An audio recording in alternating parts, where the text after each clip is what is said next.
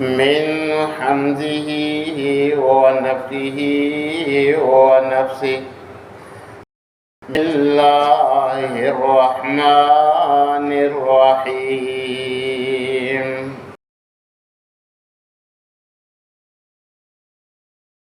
الله في ليلة القدر وما أدراك ما ليلة القدر.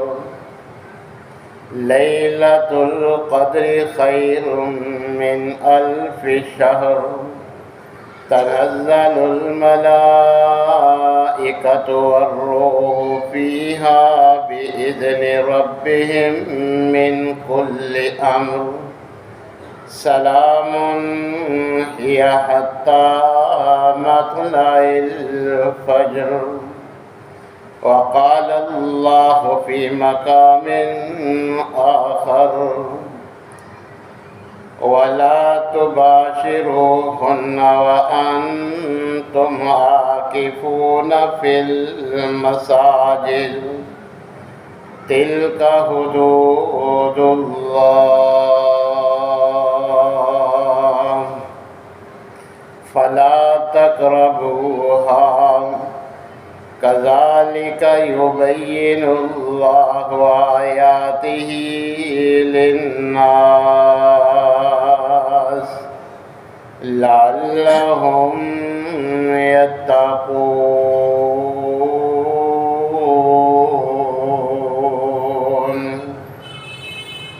وقال النبي صلى الله عليه وسلم من قام ليلة القدر إيمانا واحتسابا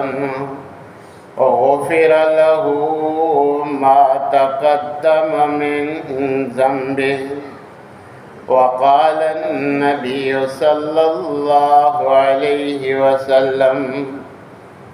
تحروا ليلة القدر في الوتر من العشر الأواخر من رمضان.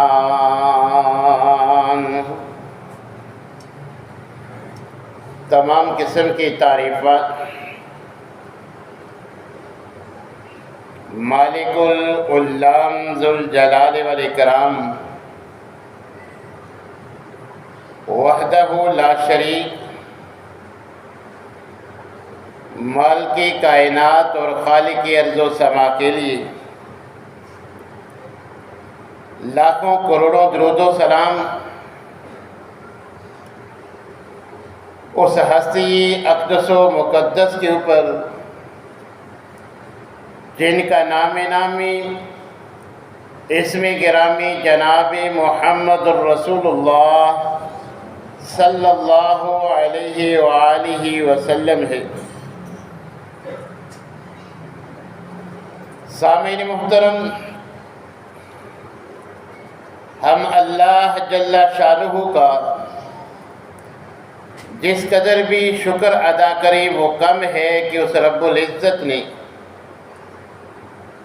ہماری صحت و عافیت کے دوران یہ بابرکت ایام ہمیں زندگی میں ایک مرتبہ پھر فراہم کی،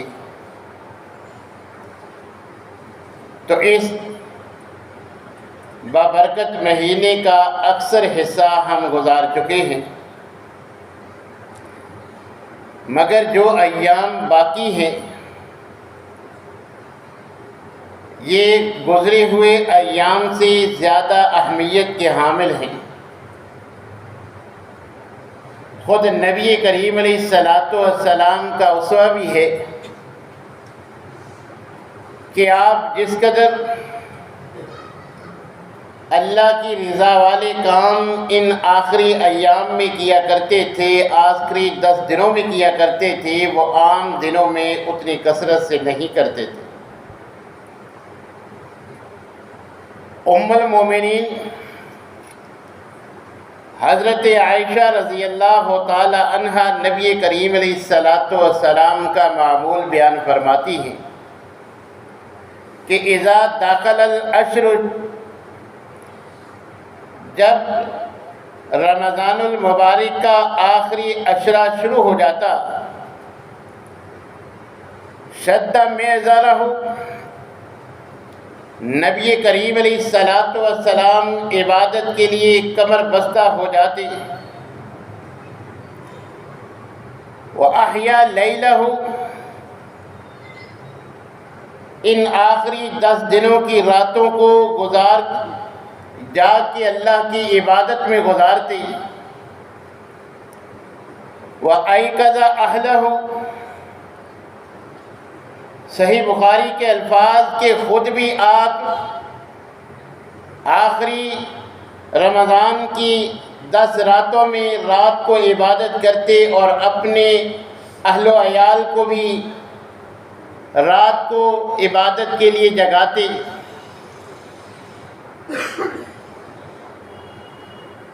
اور نبی کریم علیہ الصلاۃ والسلام سے ان آخری 10 دنوں کے جو اعمال صحابہ کرام نے بیان کیے ہیں، ان میں سر فہرست اس آخری عشرے کو صرف اللہ کی عبادت کے لیے خاص کر دینا، ساری دنیاوی مصروفیات چھوڑ کے اللہ کے گھر میں اعتکاف کی نیت سے صرف اللہ کی عبادت کے لیے اپنے آپ کو مقید کر لینا، کہ نبی کریم علیہ الصلاۃ والسلام کا معمول تھا۔ حضرت عبداللہ بن عمر رضی اللہ تعالیٰ عنہ بیان کرتے ہیں، کان رسول اللہ صلی اللہ علیہ وسلم یعتکف العشر الاواخر من رمضان، صحیح بخاری کے الفاظ کہ نبی کریم علیہ الصلاۃ والسلام ان آخری 10 دنوں کا اعتکاف فرمایا کرتے تھے۔ آپ کا معمول اس قدر تھا کہ حضرت عائشہ رضی اللہ تعالیٰ عنہ فرماتی ہیں، آپ کا معمول تو ہر سال رمضان کے آخری 10 دنوں کا اعتکاف تھا، لیکن لم یعتکف فی رمضان، ایک مرتبہ آپ رمضان میں اعتکاف نہیں بیٹھ سکے، حتیٰ اعتکف فی آخر العشر من شوال، حضرت عائشہ رضی اللہ تعالیٰ عنہ فرماتی ہیں کہ آپ نے جس سال رمضان کے آخری عشرے کا اعتکاف نہیں فرمایا تو اگلے مہینے شوال کے آخری عشرے کا آپ نے اعتکاف فرمایا۔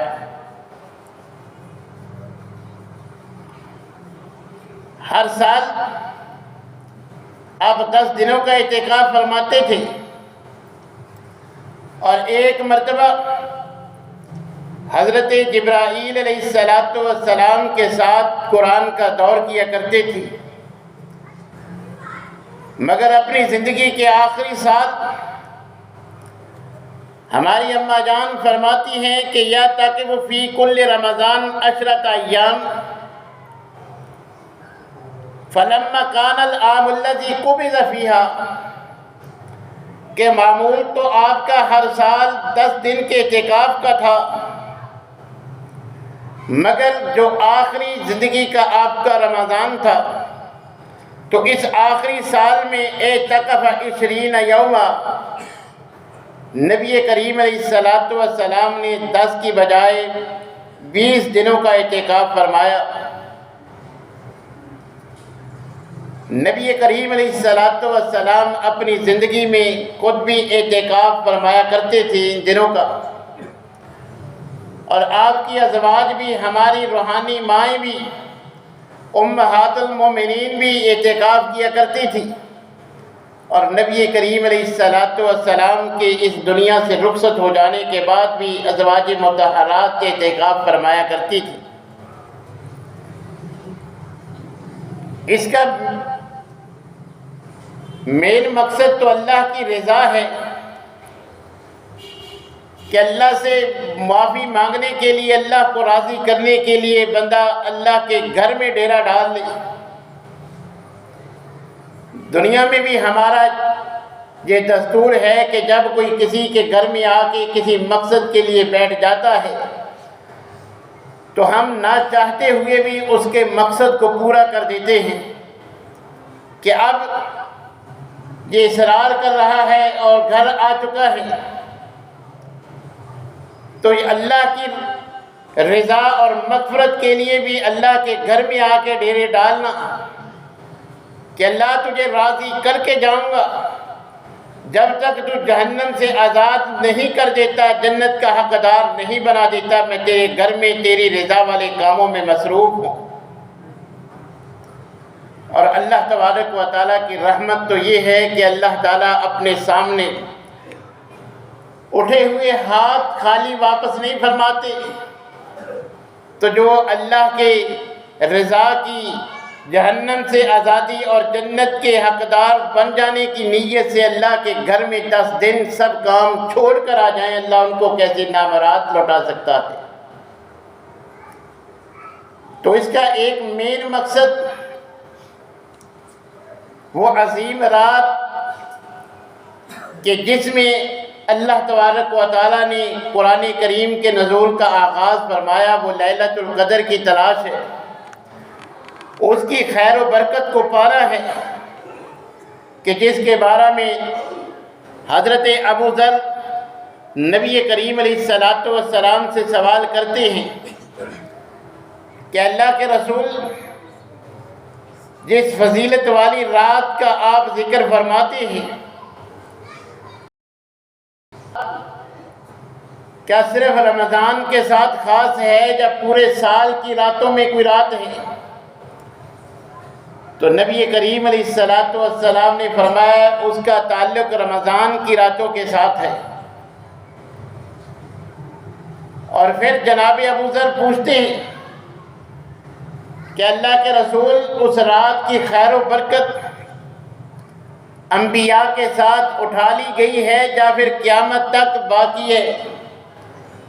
تو نبی کریم علیہ السلام فرماتے ہیں کہ قیامت تک اس کی خیر و برکت باقی ہے۔ انبیاء کے جانے کے بعد بھی لیلۃ القدر کے وہ فضائل اب بھی موجود ہیں۔ اور پھر نبی کریم علیہ السلام نے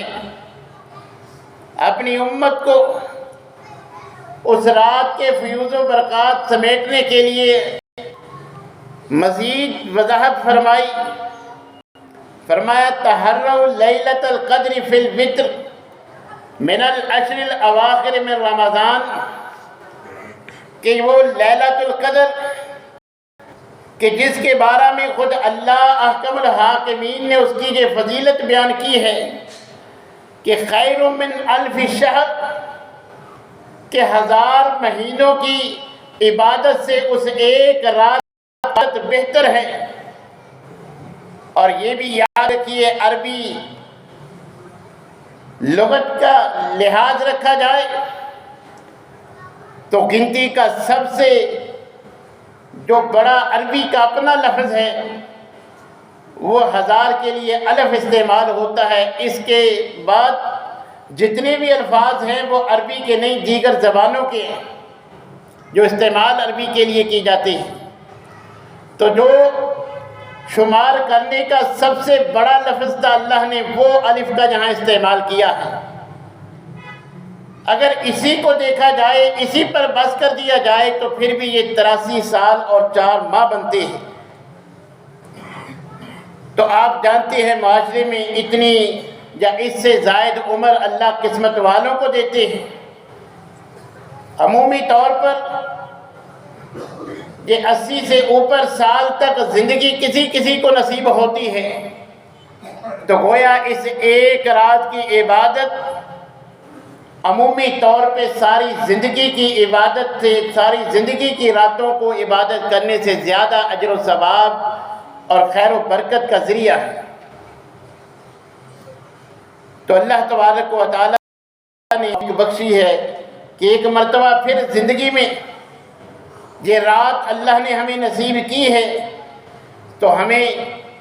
اس سے بھرپور فائدہ اٹھانا چاہیے، یہ موقع ضائع نہیں کرنا چاہیے۔ نہ جانے آئندہ سال یہ بابرکت چاہتے ہماری زندگی میں آئیں یا نہ آئیں، کتنے ایسے ہمارے وہ ساتھی، ہمارے عزیز رشتہ دار، دوست احباب تھے جو گزشتہ رمضان میں ہمارے ساتھ تھے مگر آج ہمارے اندر موجود نہیں ہیں، اللہ کے پاس رخصت ہو چکے ہیں۔ تو ممکن ہے ہمارا بھی یہ زندگی کا آخری رمضان ہو، آخری سال ہو، جو آخری لیلۃ القدر اللہ نے ہمارے نصیب میں لکھی ہو۔ تو اس کے خیر و برکت سمیٹنے کے لیے افضل ترین مسنون عمل یہ ہے کہ پورے عشرے کا اعتکاف کیا جائے، جو نبی کریم علیہ السلام کی سنت ہے۔ جو اللہ جن کو توفیق بخشے وہ اعتکاف کی نیت اور ارادہ رکھتے ہیں، ان کو مد نظر رکھنا چاہیے کہ اعتکاف صرف مسجد میں ٹھہرنے کا نام نہیں ہے۔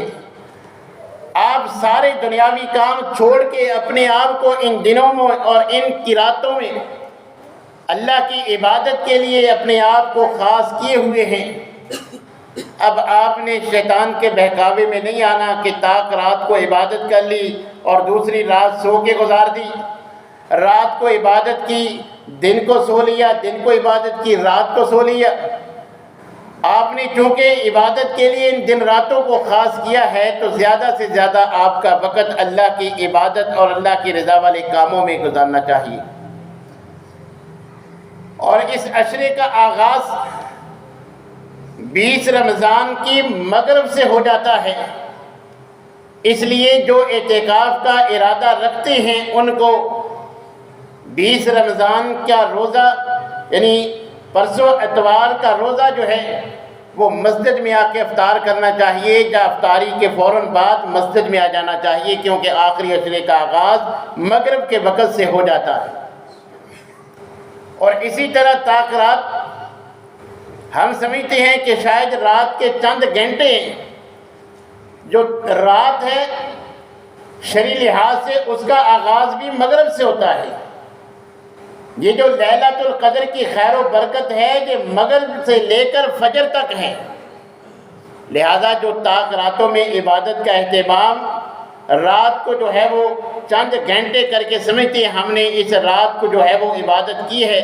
اور مغرب کے بعد کھانے پینے میں اور تراویحوں سے پہلے پہلے وہ اس حصے کو جو ہے اسی طرح ضائع کر دیتے ہیں، یہ بات درست نہیں ہے۔ لیلۃ القدر کا آغاز مغرب سے ہو جاتا ہے اور طلوع فجر تک جو ہے وہ باقی رہتا ہے۔ اس سارے دورانیے میں ہمیں کثرت کے ساتھ جو ہے وہ عبادت اور اللہ کی رضا والے کام کرنے چاہیے۔ اور اگر کوئی اعتکاف نہیں بیٹھ سکتا تو اس کو چاہیے کہ کم از کم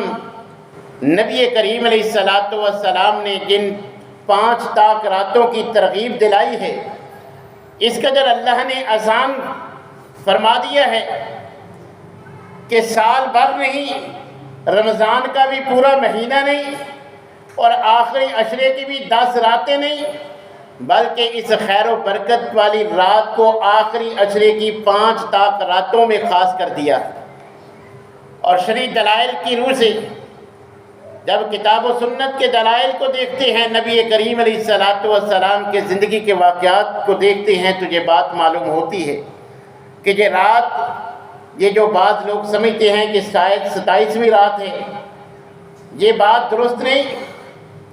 یہ ان 5 راتوں میں سے مختلف راتوں میں نبی کریم علیہ السلام کی زندگی میں آئی ہے کہ آپ کو خواب میں منظر کشی دکھائی گئی اور وہ رات 21ویں یا 25ویں رات تھی۔ تو یہ 5 راتیں جن کے بارے میں نبی کریم علیہ السلام نے فرمایا تحروا لیلۃ القدر فی الوتر من العشر الاواخر من رمضان، کہ رمضان کے آخری عشرے کی تاک راتوں میں اس کو تلاش کرو۔ تو ہمیں ان تاک راتوں کو خصوصی اللہ کی عبادت اور اللہ کی ریاضت والے کاموں میں گزارنا چاہیے۔ اور جو کام جن میں اللہ تعالیٰ نے مزید رحمت کے دریا بہائے ہیں ان میں تو بالاولیٰ ہمیں سستی نہیں کرنی چاہیے کہ جب اللہ اس قدر رحمت کا معاملہ فرما رہے ہیں، نبی کریم علیہ السلام نے فرمایا جو عشاء کی نماز بعد جماعت ادا کرتا ہے اللہ اس کو آدھی رات کے قیام جتنا ثواب عطا فرماتے ہیں۔ اسی طرح جو فجر کی نماز با جماعت ادا کرتا ہے اسے بھی اللہ تبارک و تعالیٰ آدھی رات کے قیام کا اجر و ثواب عطا فرماتے ہیں۔ یعنی وہ انسان جو عشاء اور فجر با جماعت پڑھ کے درمیانی وقت میں عبادت نہیں بھی کر سکا، ان دو نمازوں کو با جماعت پڑھنے سے اللہ نامہ اعمال میں ایسے ہی لکھ دیتے ہیں جیسے ساری رات اس نے مصلی پہ کھڑے ہو کے عبادت میں ہی گزاری ہے۔ تو جو اعتکاف نہیں بیٹھ رہے، ساری رات نہیں جاگ سکتے، تو کم از کم اللہ کی اس رحمت سے ان کو ضرور فائدہ اٹھانا چاہیے کہ تاک رات کی عشاء اور فجر جماعت سے مس نہیں ہونی چاہیے۔ اسی طرح مزید اللہ نے رحمت کا معاملہ بنایا ہے۔ نبی کریم علیہ السلام نے فرمایا، ویسے عام رمضان کی راتوں میں بھی قیام کرنا چاہیے، قیام کا اجر و ثواب ہے، جیسے روزے سے اللہ گناہ معاف فرما دیتی ہیں، اسی طرح قیام اللیل سے، صلاۃ التراویح سے نبی کریم علیہ السلام نے فرمایا، من قام رمضان ایمانا واحتسابا غفر له ما تقدم من ذنبه۔ خاص کر لیلۃ القدر کے متعلق فرمایا، من قام لیلۃ القدر ایمانا واحتسابا غفر له ما تقدم من ذنبه، کہ جو رمضان میں نوافل کا اہتمام کرتا ہے، یہ تراویح، تہجد، یہ قیام اللیل، یہ سارے نام ایک ہی نماز کے ہیں جو ہم صلاۃ التراویح کی صورت میں ادا کرتے ہیں، تو نبی صلی اللہ علیہ وسلم نے فرمایا اللیل، یہ صلاۃ التراویح پڑھنے والے کو اللہ سارے اس کے صغیرہ گناہ معاف فرما دیتے ہیں، اور جو لیلۃ القدر کو قیام کا اہتمام کرتا ہے اس کے بھی اللہ تعالیٰ سارے صغیرہ گناہ معاف فرما دیتے ہیں۔ اور نبی کریم علیہ السلام نے فرمایا، جو امام کے ساتھ مکمل قیام کرتا ہے،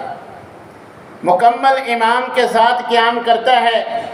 اس کو بھی اللہ تعالیٰ ساری رات کے قیام کا اجر و ثواب دیتے ہیں۔ یعنی گھنٹہ ڈیڑھ گھنٹہ امام کے ساتھ اس نے مکمل یہ صلاۃ التراویح ادا کر لی، اس پر بھی اللہ تعالیٰ اسے ساری رات کے قیام کا اجر و ثواب عطا فرماتے ہیں۔ تو کم از کم اتنا تو ہم کر ہی سکتے ہیں کہ لیلۃ القدر کی خیر و برکت پانے کے لیے ساری رات جاگ نہیں سکتے تو کم از کم عشاء اور فجر با جماعت کا ضرور اہتمام کریں، مکمل صلاۃ التراویح پڑھنے کا، قیام کرنے کا ضرور اہتمام کریں۔ اور اسی طرح فقط ان تاک راتوں میں 5 تو ٹوٹل راتیں ہیں، ان میں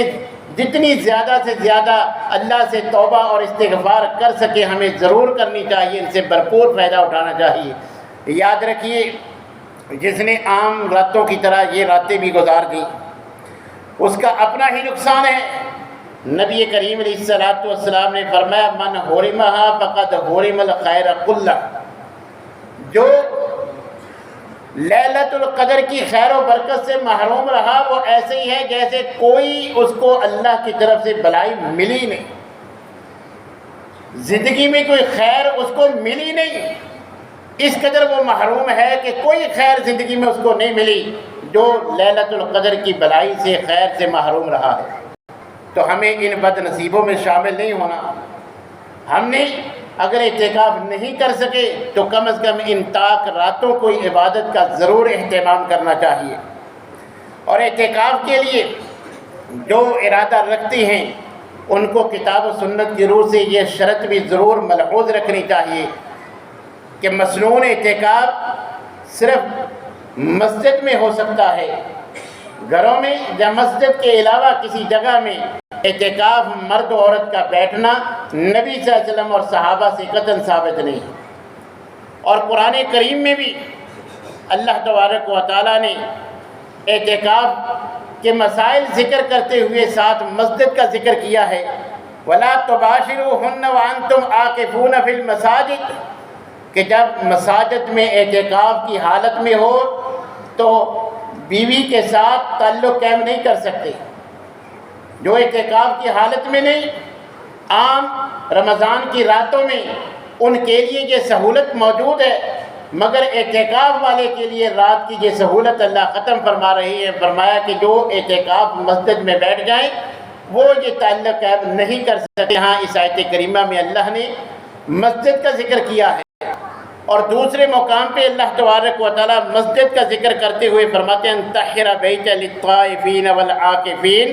والرکع السجود۔ سورہ بقرہ کے الفاظ کہ میرے اس گھر کو کیوں پاک صاف کرنا ہے، کیونکہ جہاں لوگوں نے رکوع و سجود کرنے ہوتے ہیں، میرے گھر کو پاک صاف اس لیے کرنا ہے جہاں لوگوں نے اعتکاف بیٹھنا ہوتا ہے، اور میرے وہ حرم والے گھر، حرمت والے گھر کو اس لیے پاک صاف رکھنا ہے کیونکہ جہاں لوگوں نے جو ہے وہ طواف کرنا ہوتا ہے، یہ میرے گھروں کو ان کاموں کے لیے جو ہے وہ پاک صاف رکھا جائے۔ تو یہاں بھی اللہ نے مسجد کا ذکر کیا ہے اعتکاف والوں کے لیے، اور نبی کریم علیہ السلام اور ازواج مطہرات کا بھی یہی طرز عمل تھا کہ آپ بھی مساجد ہی میں اعتکاف فرمایا کرتے تھے، اور صحابہ صحابیات کے اقوال بھی، جیسا کہ ام المومنین حضرت عائشہ رضی اللہ تعالیٰ عنہ فرماتی ہے السنۃ علی المعتکف،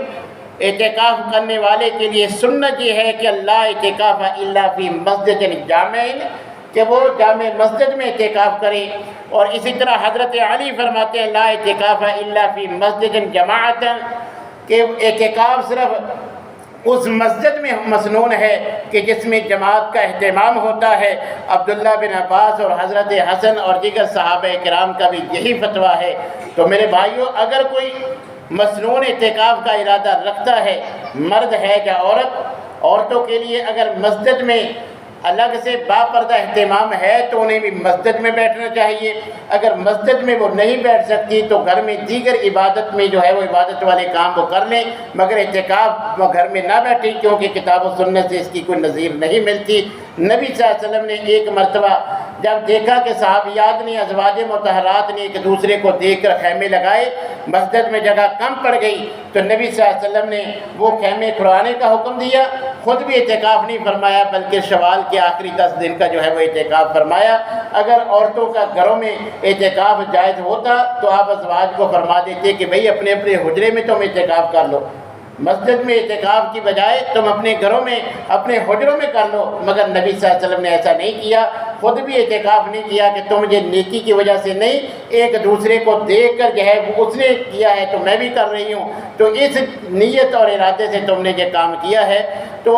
کتاب و سنت کے دلائل سے یہی بات معلوم ہوتی ہے کہ جو اعتکاف مسنون بیٹھنا چاہتے ہیں انہیں مسجد میں اعتکاف بیٹھنا چاہیے۔ اور اعتکاف کے لیے روزہ کی شرط نہیں ہے،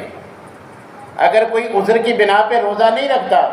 کوئی بیماری ہے، وہ اپنا فدیہ ادا کرے گا، مگر یہ عبادت وہ کر سکتا ہے، وہ اعتکاف بیٹھنا چاہے تو اعتکاف بیٹھ سکتا ہے۔ اور اسی طرح اعتکاف میں بیٹھنے کا مقصد ہے زیادہ سے زیادہ وقت عبادت کرے، تو باقی جو دنیاوی ضروریات یا جسمانی ضروریات ہیں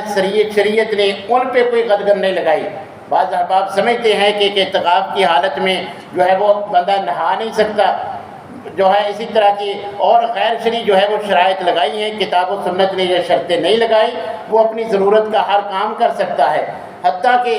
اگر گھر سے سحر و افطار کا انتظام نہیں ہے لانے کا، مسجد میں بھی انتظام نہیں ہے، کوئی لانے والا بھی نہیں ہے، تو وہ گھر سے سحر و افطار بھی لا سکتا ہے۔ اور اگر گھر کی خاتون کے کام کرنے کے لیے آئی ہے، اس کو گھر میں چھوڑ کے آنا، یہ بھی نبی صلی اللہ علیہ وسلم کی سنت ہے، یہ کام بھی ہو سکتے ہیں۔ اگر واش روم مسجد میں نہیں ہے، کہیں ایسی جگہ اعتکاف بیٹھے ہیں تو باہر واش روم ہے، تو اس ضرورت کے لیے، بنیادی جسمانی ضرورت کے لیے مسجد سے باہر بھی نکلا جا سکتا ہے، اس کی بھی شرعی لحاظ سے گنجائش موجود ہے، کیونکہ ہمارا دین انتہا پسندی کا دین نہیں ہے، یہ بندوں کی آسانی کا دین ہے۔ اللہ نے ہر معاملے میں انسانوں کی جو ہے وہ آسانی رکھی ہے۔ اور اسی طرح اعتکاف کی حالت میں زیادہ سے زیادہ عبادت میں وقت گزارنا چاہیے،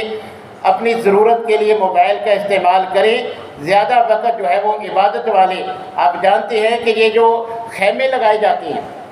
یہ اسی مقصد کے لیے ہوتے ہیں کہ آپ اکیلے اللہ کے ساتھ ہم کلام ہو کے اللہ کے حضور گڑ گڑا کے اپنے گناہوں کی معافی مانگ سکے، اللہ کو راضی کرنے کی جتنی کوشش کر سکتے ہیں آپ باپردہ اہتمام اس کا اسی لیے ہوتا ہے کہ وہ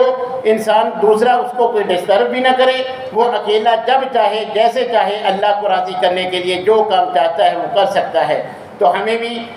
دوسروں کا خیال رکھنا چاہیے۔ جو سارے کام کاج چھوڑ کے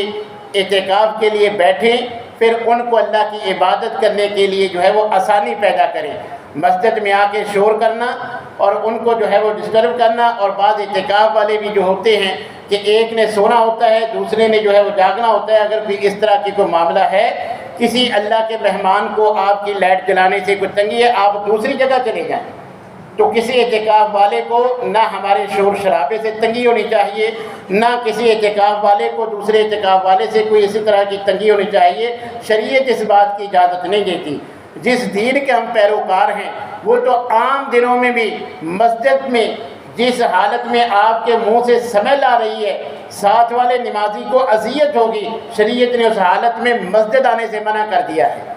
یعنی جس دین کے ہم پیروکار ہیں وہ ہمیں اتنی اجازت نہیں دیتا کہ ساتھ والے نمازی کو ہمارے منہ کی سمیل سے اذیت پہنچے۔